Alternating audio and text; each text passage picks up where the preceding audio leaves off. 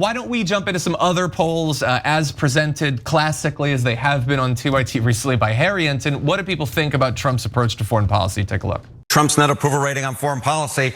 You go back to January, the start of Trump's term, he was above water, plus 2 points.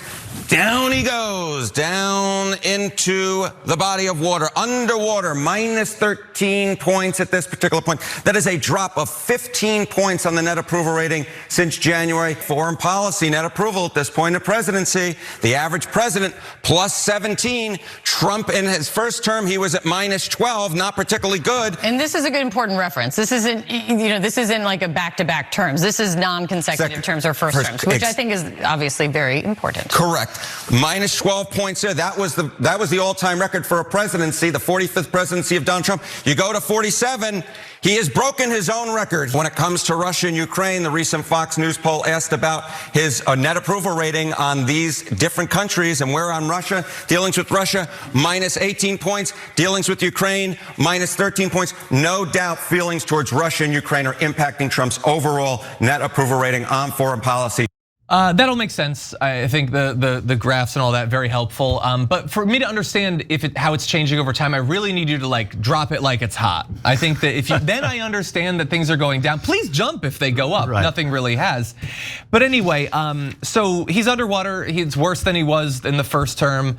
That's all well and good.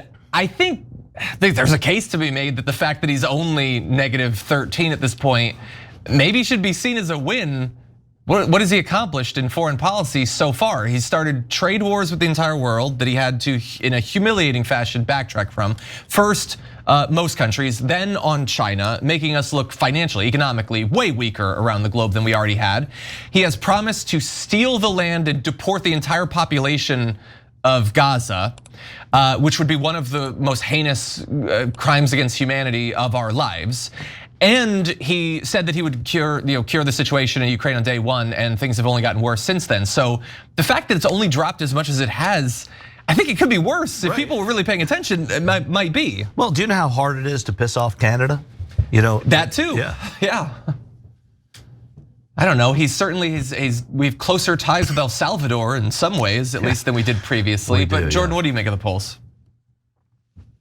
I mean, he still has some support on other issues. I think it's misguided, but I've seen some polls that unfortunately a good amount of 30 to 39-year-olds he has a net support within that cohort, which is sad. And I think people are misguided. But on these specific issues, yeah, it's terrible because again, to go back to what I said earlier, he doesn't know what he's doing.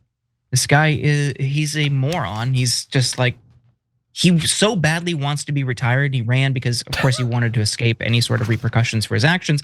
But also, he just likes the pomp and circumstance. He likes to feel important, and then he delegates the work to everyone else. He's not somebody who can actually negotiate these types of deals, these types of arrangements on a global stage. But the hubris we're seeing from his campaign is just really shocking. I mean, as you saw this week, they're already selling Trump 2028 hats. Not only is it ridiculous, it's also unconstitutional. So it shows that they don't really care. They're thinking long term. They're thinking perhaps violating the Constitution and keeping him in power.